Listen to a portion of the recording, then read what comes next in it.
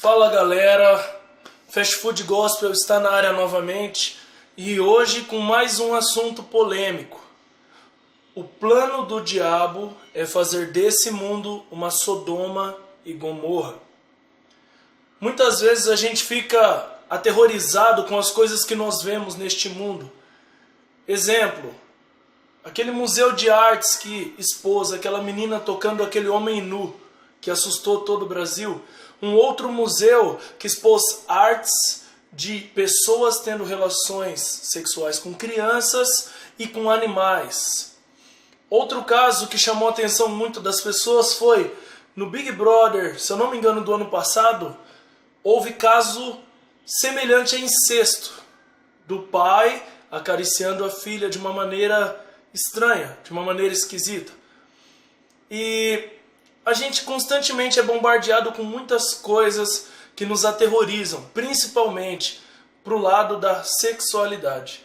E hoje eu quero explicar para vocês o porquê de tudo isso. Isso tudo não passa de um grande plano, um planejamento do diabo, para que o mundo se perca de tal maneira que Deus vai se ver obrigado a despejar a sua ira nessa terra.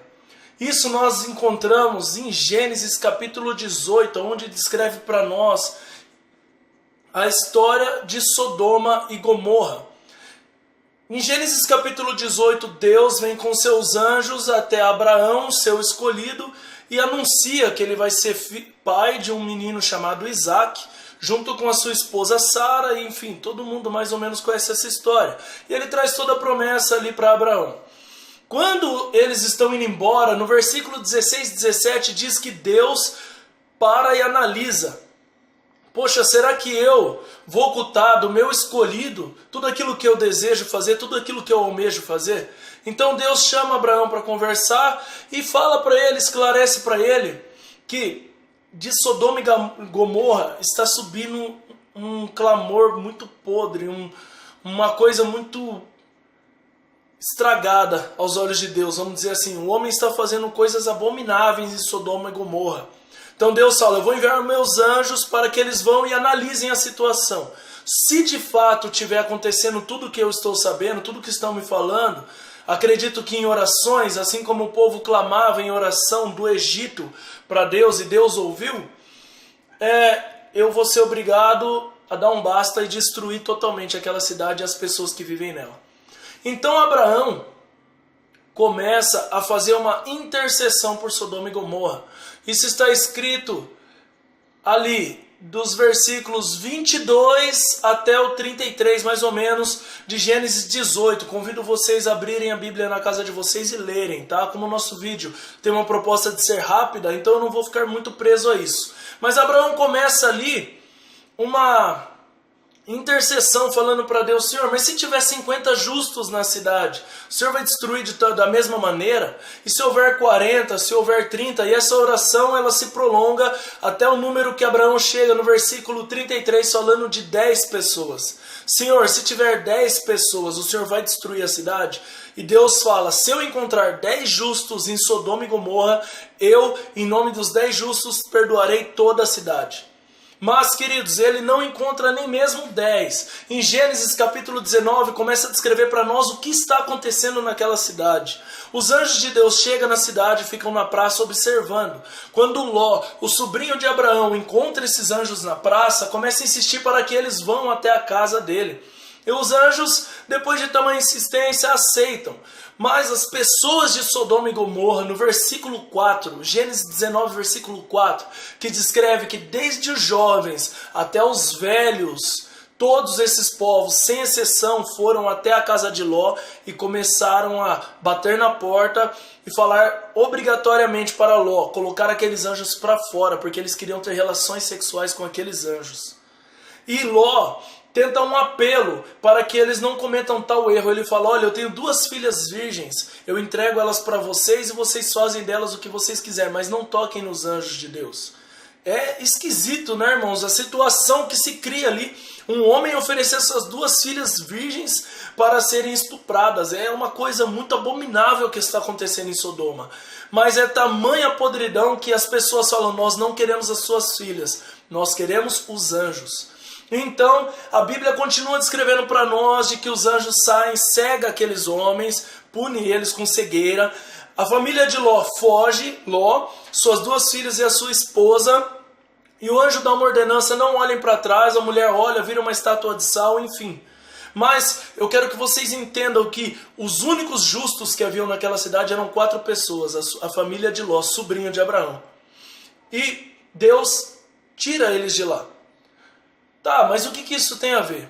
O mundo, ele vem se perdendo a cada dia mais, principalmente na área da sexualidade. Vem vindo coisas erradas, uma atrás da outra, e vem fazendo com que o mundo comece a despertar a ira de Deus. O papel do diabo é despertar a ira de Deus, porque quando o diabo consegue fazer isso, influenciando os homens a fazer o que ele quer, automaticamente Deus é obrigado a punir a nossa terra. Então, isso é o famoso chamado fim dos tempos. O plano do diabo um dia vai se cumprir. Porque as escrituras dizem que assim será. Então, de fato, vai se cumprir. Mas aqueles que estiverem atentos têm mais chances de se livrar de toda essa abominação. Mateus 24:3, os discípulos indagam Jesus, falando quais são os sinais da sua vinda e do fim dos tempos. Lá no versículo 36, ainda Mateus 24, Jesus diz: entretanto, a respeito daquele dia e hora, ninguém sabe, nem os anjos do céu, nem o Filho, senão exclusivamente o Pai. Como aconteceu nos dias de Noé, assim também se dará, por ocasião da chegada do Filho do Homem, porque nos dias que antecederam o dilúvio, o povo levava a vida comendo, bebendo, casando-se e oferecendo-se em matrimônio, até o dia em que Noé entrou na arca. E as pessoas nem notaram, até que chegou o dilúvio e levou a todos. Assim ocorrerá na vinda do Filho do Homem. Queridos, casando-se e dando-se em casamento, comendo e bebendo, ou seja, despreocupados. Casando e dando-se em casamento diz que houve uma bagunça. Isso quer dizer para nós que o casamento já não tinha mais importância. Casava, separava, casava com outro. Isso traz alguma semelhança para nós nos dias de hoje? Um dia onde as famílias são tão atacadas, tão bombardeadas com diversas coisas e que a cada dia mais tem acabado casamentos um após o outro. E as pessoas se unem a outros sem se preocupar com absolutamente nada do que aquilo que Deus nos pede, que é a santidade do nosso corpo. E, amados, por isso vai vir o arrebatamento. Assim como Deus livrou a família de Ló, de Sodoma e Gomorra, Deus vai vir a essa terra livrar os santos, livrar os justos de ser punido, porque Ele vai vir e arrebatar. Então, Mateus 24, versículo 40 diz: 2 homens estarão na lavoura, um será arrebatado e o outro deixado. 2 mulheres estarão trabalhando no moinho, uma será arrebatada e a outra ficará para trás. Deus é o mesmo, ontem, hoje e sempre. Deus não muda os seus princípios, e da mesma maneira que Ele não quis punir os justos com Sodoma e Gomorra, Ele não vai punir os justos de hoje com aqueles que estão em pecado. Então virá de fato o arrebatamento. Por mais que você não queira acreditar, eu estou aqui para te alertar, virá o arrebatamento.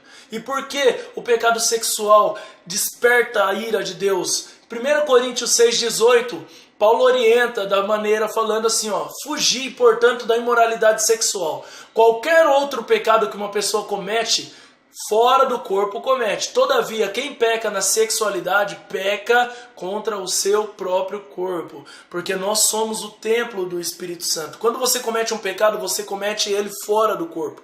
Mas quando é um pecado sexual, é dentro do corpo. E toda relação sexual fora do casamento, fora do matrimônio, da maneira que Deus instituiu, homem e mulher se tornarão uma só carne, é considerado imoralidade sexual para Deus e é pecado. Então é isso aí, galera. Esse foi mais um vídeo do Fast Food Gospel. Espero que vocês tenham gostado, espero que tenha edificado na vida de vocês e fiquem atentos para os próximos vídeos aí, tudo aquilo que Deus estiver tocando no meu coração para estar abrindo os olhos de vocês, tá bom? Que Deus abençoe. Tudo de bom, forte abraço.